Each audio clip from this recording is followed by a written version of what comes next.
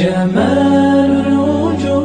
അങ്ങനെ ആ ദാമ്പത്യ ജീവിതം മനോഹരമായിട്ട് മുന്നോട്ട് പോയിക്കൊണ്ടിരിക്കുകയാണ്. കാലങ്ങൾ കഴിഞ്ഞു. ഫാത്തിമ ബീവി ഗർഭിണിയാണ്.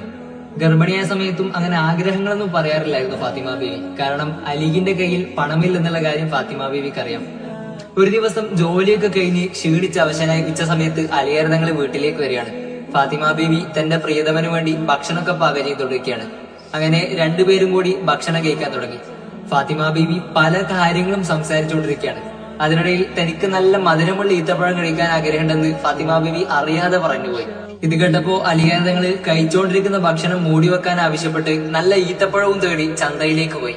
അങ്ങനെ നല്ല ഈത്തപ്പഴം കിട്ടുന്ന ഒരു കട കണ്ടപ്പോ അവിടെ പോയി തന്റെ കയ്യിലുണ്ടായിരുന്ന അരപ്പട്ട ഊരി കടക്കാരനോട് പറഞ്ഞു, ഇതിന് പകരം നിങ്ങൾ എനിക്ക് കുറച്ച് ഈത്തപ്പഴം തരണമെന്ന്.